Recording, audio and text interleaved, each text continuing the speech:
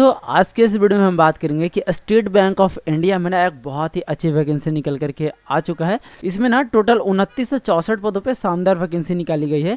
अब देखिए किस पोस्ट पे वैकेंसी को निकाला गया है, तो सर्किल बेस्ड ऑफिसर मतलब सीबीओ के पदों पे वैकेंसी को निकाला गया है। तो देखिए इसमें आपको फॉर्म को फिल करने से पहले इसको नोटिफिकेशन को रीड आउट कर लेना होगा।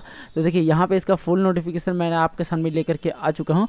तो देखिए इसमें जो टोटल पोस्ट है ना वो आपको यहाँ पे देखने को मिल जाएगा किस स्टेट में और किस कास्ट के लिए कितनी सीटों को निकाला गया है, आप यहाँ पे आकर के देख लेंगे। ठीक है, अब बात कर लेते हैं इसके एलिजिबिलिटी क्राइटेरिया की कौन कौन से लोग इसमें अप्लाई कर सकते हैं। तो देखिए इसकी एलिजिबिलिटी क्राइटेरिया आपको यहाँ पे शो करेगा। यहाँ पे आपको क्वालिफिकेशन बताया गया है कि अगर आप ग्रेजुएशन किए हैं ना किसी भी स्ट्रीम से और किसी भी यूनिवर्सिटी से, तो आप इसके लिए एलिजिबल हैं, आप अप्लाई कर सकते हैं।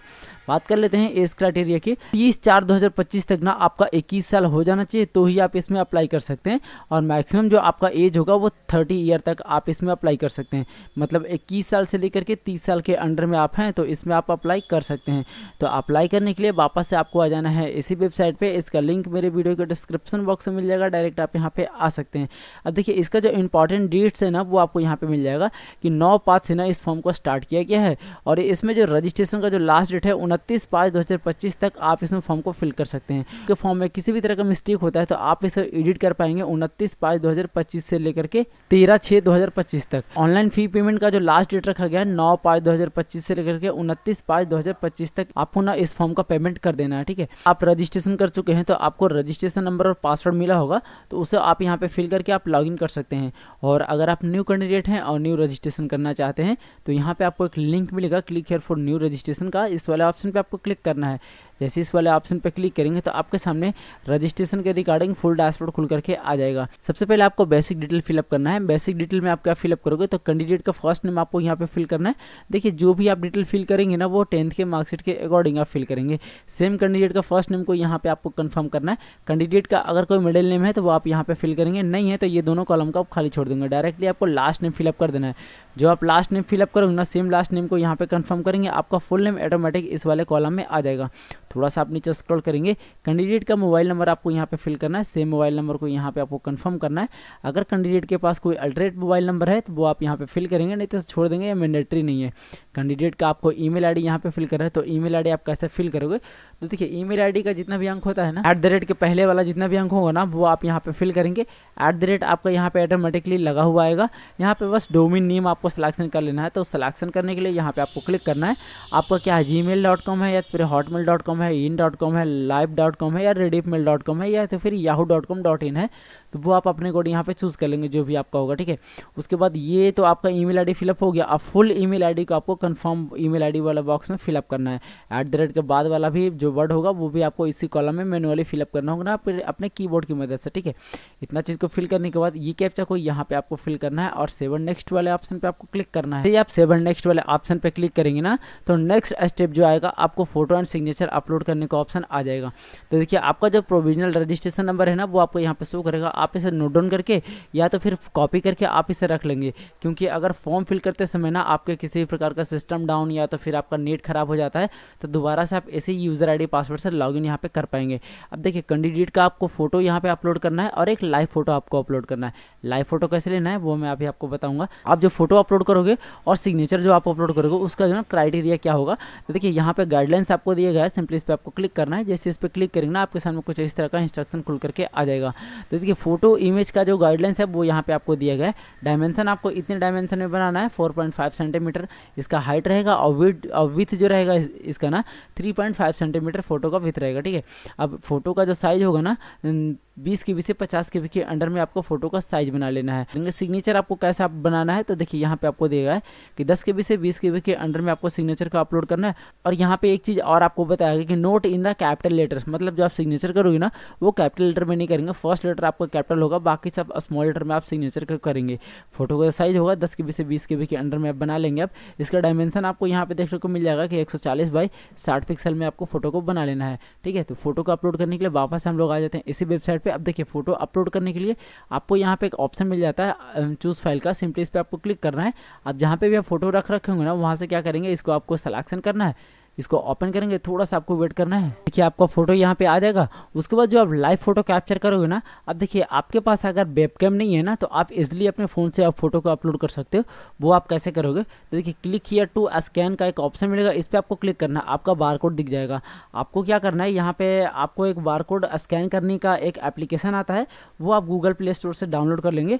उसके बाद क्या करना है, आपने फ़ोन से इसको स्कैन करना है। स्कैन कर जैसे आप फ़ोन से स्कैन करोगे ना, आपके फ़ोन पे एक लिंक दिखेगा, उस लिंक पे आपको क्लिक करना है। जैसे आप लिंक पे क्लिक करोगे ना तो आपके सामने एक कैमरा का पिक खुलेगा और कैप्चर फोटो का ऑप्शन आ जाएगा, उस पर आपको क्लिक करना है और सभी चीज़ों को अलाउ कर देना है। आप बैक कैमरा से आपको फोटो लेना है या फ्रंट कैमरा से, आप मोबाइल से फोटो क्लिक कर लेते हो, आपके सामने ओके का एक ऑप्शन दिखेगा, सिंपली ओके वाले ऑप्शन पे आपको क्लिक करना है। जैसे आप ओके वाले ऑप्शन पे क्लिक करेंगे तो आपके फ़ोन पे लोडिंग का एक ऑप्शन आएगा और 10 सेकंड आपको वेट करना है कम से कम। देखिए आपका फोटो यहाँ पे आ चुका है, जैसे कि मैं यहाँ पे लाइव करके आपको दिखाया अपने फ़ोन की मदद से, ठीक है। तो आप फोटो इसी प्रकार से ले लेंगे। उसके बाद थोड़ा सा आपको नीचे स्क्रॉल करना है, यहाँ पे ये डिक्लेरेशन को चेक मार्क करना है। उसके बाद आपको सिग्नेचर को अपलोड करना है। तो सिग्नेचर को अपलोड करने के लिए चूज फाइल वाले ऑप्शन पे आपको क्लिक करना है। आप जहाँ पे भी आप सिग्नेचर रखोगे ना, वहाँ से क्या करेंगे, सिलेक्शन करेंगे, ओपन करेंगे, थोड़ा सा आपको वेट करना है, आपका सिग्नेचर यहाँ पे शो करेगा, इसे भी आपको कंफर्म कर देना है। इतना चीज़ फिलअप करने के बाद आपको नेक्स्ट वाले ऑप्शन पे क्लिक करना है। जैसे आप नेक्स्ट वाले ऑप्शन पे क्लिक करेंगे ना तो यहाँ पे आपको 3 चीज़ों फिलअप करना है। एक बेसिक डिटेल आपका हो गया, ठीक है, एक क्वालिफिकेशन, एक्सपीरियंस और लैंग्वेज, इतना चीज़ आपको फिल करना है। तो देखिए सबसे पहले बेसिक डिटेल फिलअप करना है। तो बेसिक डिटेल में आपसे क्या पूछा जा रहा है कि circle you went to apply, मतलब किस सर्किल में ना आप इस फॉर्म को अप्लाई करना चाहते हैं। तो सिंपली इस पर क्लिक करेंगे और आप अपना ना जिस सर्किल में आप अप्लाई करना चाहते हैं फॉर्म को, वो सर्किल को आपको चूज़ कर लेना है। चूज़ करने के बाद लोकल लैंग्वेज का ऑप्शन आ जाएगा, सिंपली इस पर क्लिक करेंगे। अब लोकल लैंग्वेज आपका हिंदी होगा तो हिंदी को चूज़ कर लेंगे, ठीक है। उसके बाद यहाँ पे आपसे पूछा जा रहा है do you have 10th 12th standard marksheet certificate employment have should open local language. जो आपका 10th और 12th में जो मार्कशीट का जो प्रिंटेड है ना, अगर आपने लोकल लैंग्वेज किया है तो आपको यस पे क्लिक करना है, अन्यथा आपको नो पे क्लिक करना है, ठीक है। आप अपने अकॉर्डिंग देख लेंगे। उसके बाद देखेंगे यहाँ पे आपको कैटेगरी का ऑप्शन मिलेगा, general, EWS, OBC, SC, ST। तो जिस भी कैटेगरी से आते होंगे आप यहाँ से चूज़ कर लेंगे। जैसे चूज़ करोगे आपके सामने कुछ इस तरह का पॉपअप आएगा, ओके वाले ऑप्शन पे क्लिक करना है, ये चेक मार्क हो जाएगा। उसको थोड़ा सा आपको नीचे स्क्रॉल करना है। सब कास्ट आपको यहाँ पे बताना है कि आप ना किस कास्ट से बिलोंग करते हैं।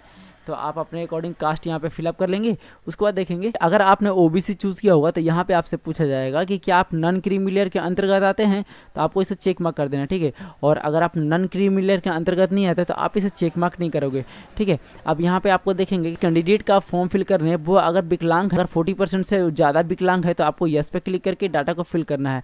और अगर वो 40% से ज़्यादा विकलांग नहीं है या तो फिर वो विकलांग ही नहीं है तो सिंपली आपको नो पे क्लिक कर देना है। थोड़ा सा आपको नीचे स्क्रॉल करना है, कुछ कॉलम जो है वो ब्लैंक आएगा, यहाँ पे आपसे फिर से विकलांग का ऑप्शन आ जाएगा। तो अगर आप 2016 के दंगों में विकलांग हुए होंगे तो आपको यस पे क्लिक करना है, अन्यथा आपको नो पे क्लिक करना है। उसके बाद थोड़ा सा आपको नीचे स्क्रॉल करना है, यहाँ पे आपसे पूछा जाएगा religion to which your belong, मतलब आप जो है ना किस धर्म से बिलोंग करते हैं। सिंपली इस पर क्लिक करेंगे और आप अपने धर्म को चूज़ कर लेंगे। उसके बाद आपसे पूछा जा रहा है कि जिस कैंडिडेट का फॉर्म फिल कर रहे हैं अगर वो माइनॉरिटी कम्युनिटी से आते हैं तो आपको यस पे क्लिक करना है, अन्यथा आपको नो पे क्लिक कर देना है। यहाँ पे सिटीजन आपका ऑटोमेटिकली आएगा, मतलब नेशनलिटी। अगर आप एक्स सर्विसमैन होंगे तो आपको यस पे क्लिक करना है, अन्यथा आपको नो पे क्लिक कर देना है। यहाँ पे आपसे पूछा जा रहा है कि अगर आप कमर्शियल बैंक में ना वर्किंग कर रहे हैं तो आपको यस पे क्लिक करना है, नहीं तो आपको नो पे क्लिक कर देना है। देखिए यहाँ पे आपको एक ऑप्शन और मिलेगा, are you already working in SBI।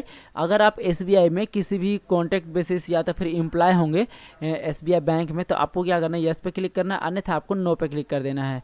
देखिए यहाँ पे आपको एक ऑप्शन मिल जाता है कि सर्किल ऑफिसर के अंडर आप अगर आपने SBI में काम किया हो और अभी आप वहाँ से काम छोड़ दिए हो, तो अगर आपने SBI में काम किया होगा तो यस पे क्लिक करना है, और अगर आपने कभी भी SBI में काम नहीं किया है तो आपको नो पे क्लिक कर देना है, ठीक है। यहाँ पे आपसे पूछा जा रहा है कि अगर आपने SBI बैंक सर्किल कैडर के तौर पे काम किया होगा तो यस पे क्लिक करना है, अन्यथा आपको नो पे क्लिक कर देना है। उसके बाद एक ऑप्शन आपको यहाँ पे मिलेगा जो कि बहुत ही ज़्यादा इंपॉर्टेंट है, तो इसको आपको ध्यान से पढ़ लेना है। देखिए यहाँ पे आपसे पूछा जाएगा कि do have record for default in repayment of loan, credit cards due and against to name whose name advisory report of CIBIL of the external against. तो अगर आपने कि कोई लोन लिया होगा या तो फिर किसी लोन का आप रीपेमेंट कर रहे होंगे, या तो फिर कोई क्रेडिट कार्ड का लोन ड्यू होगा, या तो फिर आप पे कोई एडवाइजरी जारी की होगी, या तो फिर आपका सिविल स्कोर कम होगा, तो ऐसा कुछ होगा आपके साथ, तो आपको यस पे क्लिक करना है, अन्यथा आपको नो पे क्लिक कर देना है। थोड़ा सा आप नीचे स्क्रॉल करेंगे, यहाँ पे आपसे पूछा जाएगा कि आप जो है ना किस स्टेट में एग्जाम देना चाहते हैं, तो सिंपली इस पर क्लिक करेंगे। आप जिस भी स्टेट में आप एग्जाम देना चाहते हैं उस स्टेट को आपको चूज़ कर लेना है। जैसे आप स्टेट को चूज़ करोगे आपका स्टेट कोड यहाँ पे आ जाएगा।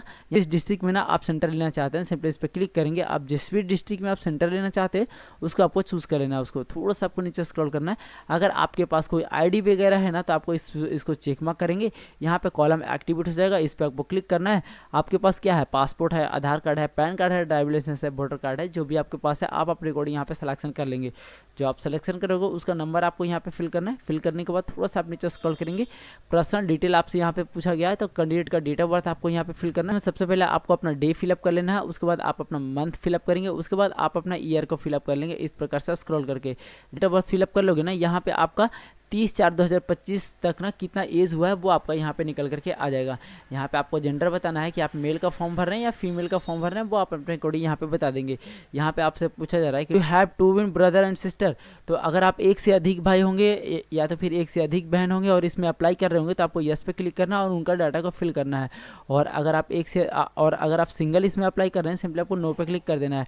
थोड़ा सा आप नीचे स्क्रॉल करेंगे, यहाँ पे आपसे मटेरियल स्टेटस पूछा जा रहा है कि आप मैरिड हैं या अनमैरिड हैं, वो आप अपने अकॉर्डिंग यहाँ पे बता देंगे। ठीक है, अगर आप मैरिड चूज करोगे तो यहाँ पे सपोज नेम का ऑप्शन एक्टिवेट हो जाएगा और इसको आपको फिलअप करना होगा। और अगर आप अनमैरिड चूज करते हो तो ये सपोज नेम का ऑप्शन जो है ना वो ब्लैंक हो जाएगा।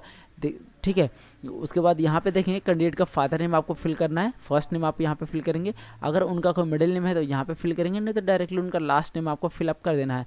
कैंडिडेट का मदर नेम आपको यहाँ पे फिल करना है, जो कि फर्स्ट नेम आप फिल करोगे। अगर उनके मदर का कोई मिडिल नेम है तो वो आप यहाँ पे फिल करेंगे, नहीं तो डायरेक्टली उनका लास्ट नेम आपको इस वाले कॉलम में फिलअप कर देना है। उसको थोड़ा सा आपको नीचे स्क्रॉल करना है, एड्रेस फॉर करस्पॉन्डेंट आपको यहाँ पे फिल करना है। तो एड्रेस लाइन 1 में ना सबसे पहले आपको अपना विलेज फिलअप करना है, जो कि इस प्रकार से आप अपना विलेज को फिलअप कर लेंगे। ठीक है, उसके बाद देखेंगे आप अपना पोस्ट ऑफिस फिलअप करना है, जहाँ पे भी आपका पोस्ट ऑफिस होगा। और एड्रेस लाइन 3 में आपको अपना पुलिस स्टेशन फिलअप करना है, जो कि इस प्रकार से आप मैनुअली अपने कीबोर्ड की मदद से कर सकते हैं। उसके बाद आपको अपना डिस्ट्रिक्ट फिलअप करना है, जो भी आपका होम डिस्ट्रिक्ट होगा। और यहाँ पे आपको स्टेट चूज करना है कि आपका जो है ना होम स्टेट क्या है। होम स्टेट को चूज करने के बाद यहाँ पे आपसे एरिया पिन कोड पूछा जा रहा है, तो आप अपना एरिया पिन कोड यहाँ पे फिलअप कर देंगे। अब देखिए जो आपने करस्पॉन्डेंट एड्रेस फिलअप किया और सेम अगर आपका परमानेंट एड्रेस भी है तो यहाँ पे आपको एक ऑप्शन मिलेगा, इसे आप चेक मार्क कर देंगे, ये ऑटोमेटिकली फिलअप हो जाएगा। और अगर आपका सेम नहीं है तो इसको चेक मार्क नहीं करेंगे, इसे आप दोबारा से फिल कर लेंगे। उसके बाद थोड़ा सा आपको नीचे स्क्रॉल करना है, यहाँ पे choose and address for GST invoice, मतलब आप जो इसमें पेमेंट करेंगे ना वो जो इनवॉइस आपका होगा वो आपके परमानेंट एड्रेस पे चाहिए या तो फिर करस्पॉन्डेंट पे, तो सिंपली इस पर क्लिक करें और आप अपने अकॉर्डिंग यहाँ पे चूज कर लेंगे। चूज करने के बाद यहाँ पे GST किस स्टेट में भेजा जाएगा वो आप यहाँ पे देख लेंगे, मतलब आपको शो कर देगा। उसके बाद आपका अमाउंट यहाँ पे शो करेगा कि आप ना कितना पेमेंट लगने वाला है। इतना चीज़ फिल करने के बाद आपको वैलिडिटी और डिटेल वाले ऑप्शन पे क्लिक करना है, ये डाटा आपका सेव कर लिया जाएगा। डाटा को सेव करने के बाद आपको यहाँ पे एक ऑप्शन मिलता है सेव नेक्स्ट का, सिंपली इस वाले ऑप्शन पे आपको क्लिक करना है। जैसे ही आप सेव नेक्स्ट वाले ऑप्शन पे क्लिक करेंगे ना तो अब आपको यहाँ पे qualification, experience and language fill up करने का ऑप्शन आ जाएगा। तो सिंपली सबसे पहले आपको क्या करना है ना कि ग्रेजुएशन का डिटेल को फिलअप करना है, सिंपली इस पर क्लिक करेंगे। अब आपने ना ग्रेजुएशन किस स्ट्रीम से किया, आर्ट्स से किया, साइंस से किया, कॉमर्स, एग्रीकल्चर, इंजीनियरिंग, मैनेजमेंट भी आपने किए होंगे ना ग्रेजुएशन, वो आपको यहाँ पे सिलेक्शन कर लेना है। सिलेक्शन करने के बाद यहाँ पे in name of the college या तो फिर यूनिवर्सिटी का नाम आपको इस वाले कॉलम में फिलअप करना है। यहाँ पे पासिंग डेट आपको फिल करना है। तो सबसे पहले आप अपना डेट को चूज कर लेंगे, उसके बाद आप अपना मंथ को चूज करेंगे, उसके बाद आप अपना ईयर को चूज करेंगे कि आपने ना कब पास किया ग्रेजुएशन। ठीक है, यहाँ पे परसेंटेज फिलअप करना, आपका ना ग्रेजुएशन में कितने परसेंट आया, तो सिंपली इस पर क्लिक करेंगे। अब जितना भी परसेंटेज आपका होगा आप यहाँ पे फिल कर लेंगे। उसके बाद क्लास एंड ग्रेड आपको यहाँ से पूछा जाएगा, तो सिंपली इस पर क्लिक करेंगे। अब जो भी आपका होगा फर्स्ट, सेकंड, थर्ड वो आप अपने अकॉर्डिंग यहाँ पे चूज कर लेंगे। उसके बाद अगर आप देखेंगे कि इंटीग्रेटेड डुअल डिग्री अगर आपके पास है तो आप यहाँ पे फिलअप कर सकते हैं, और अगर आपके पास डुअल डिग्री नहीं है सिंपली इसको आपको छोड़ देना है। थोड़ा सा आपको नीचे स्क्रॉल करना है, यहाँ पे आपसे पूछा जाएगा कि do have a minimum 2 year experience post essential atomic qualification, अगर आपके पास ना 2 साल का एक्सपीरियंस है तो आप इसे यस पे क्लिक कर सकते हैं। और अगर आपके पास एक्सपीरियंस नहीं है किसी भी बैंक का तो आपको यहाँ पे नो पे क्लिक कर देना है।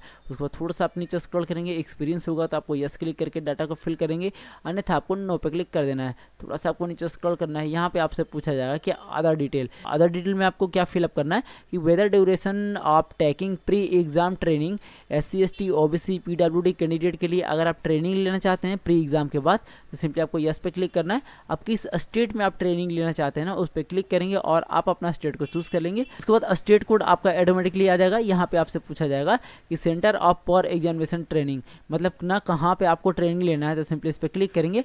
आप जिस भी डिस्ट्रिक्ट में आपको ट्रेनिंग लेना होगा आपको यहाँ से चूज कर लेना है। चूज करने के बाद थोड़ा सा आप नीचे स्क्रॉल करेंगे, list of the language known आपसे यहाँ से पूछा जाएगा तो आपको कौन कौन सा लैंग्वेज आता है। तो हिंदी आपको सबसे पहले यहाँ पे फिलअप आएगा, तो हिंदी में आपको लिखना बोलना पढ़ना सभी आता होगा तो आप तीनों पे चेक मार्क कर देंगे।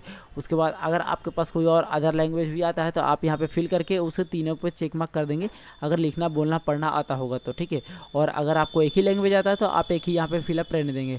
उसके बाद जैसे ही आप वैलिडिटी और डिटेल वाले ऑप्शन पे क्लिक करेंगे यहाँ पे आपका दिखा देगा वैलिडेट सक्सेसफुली, सिंपली आपको ओके वाले ऑप्शन पे क्लिक करना है। उसके बाद आपको सेव नेक्स्ट वाले ऑप्शन पे क्लिक करना है। जैसे आप सेव नेक्स्ट वाले ऑप्शन पे क्लिक करेंगे तो यहाँ पे देखेंगे कि जो भी आपने फॉर्म में फिल किया ना वो पूरा डाटा आपका यहाँ पे शो करेगा। आप इसे बारीकी तरीके से चेक कर लेंगे कि आपने जो भी फॉर्म में फिल किया वो सही है या नहीं है।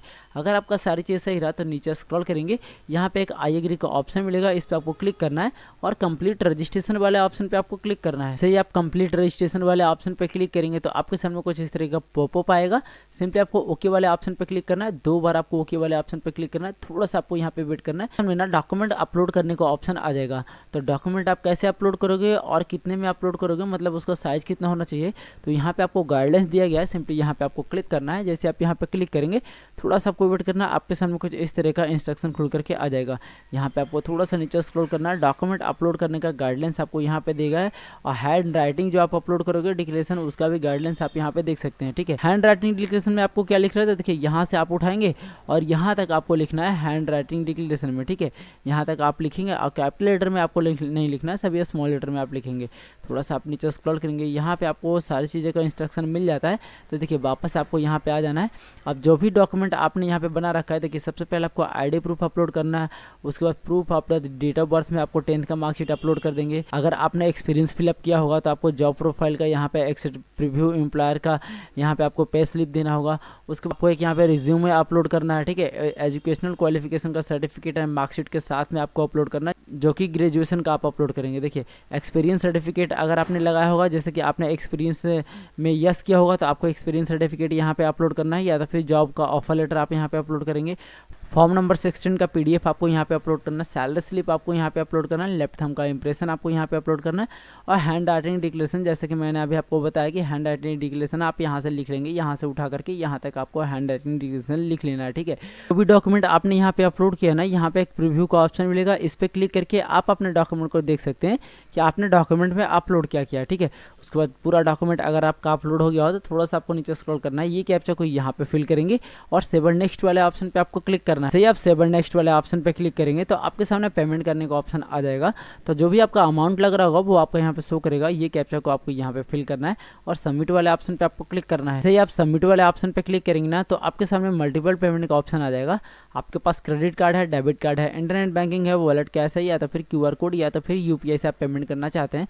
तो जिससे भी आप पेमेंट करना चाहते हैं आप यहाँ सिलेक्शन कर लेंगे। उसके बाद उसका डिटेल यहाँ पे डाल के आप मेक पेमेंट पे क्लिक करके आप अपने पेमेंट को कंफर्म कर लेंगे।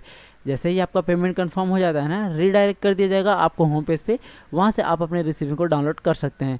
तो फ्रेंड्स इस प्रकार से स्टेट बैंक ऑफ इंडिया में सर्किल बेस्ड ऑफिसर CBO का जो वैकेंसी है ना, आप फॉर्म को फिल कर सकते हैं बिना किसी भी प्रकार के मिस्टेक के। तो वीडियो अगर आपको जरा सा भी हेल्पफुल लगा हो तो वीडियो को अपने दोस्तों में जरूर शेयर करिएगा। और आपने अभी तक हमारे चैनल को सब्सक्राइब नहीं किया है तो चैनल को सब्सक्राइब जरूर कर लीजिएगा, बेल आइकन को भी जरूर प्रेस करिएगा कि आने वाले हर एक वीडियो की नोटिफिकेशन आप पे सबसे पहले पहुंचे।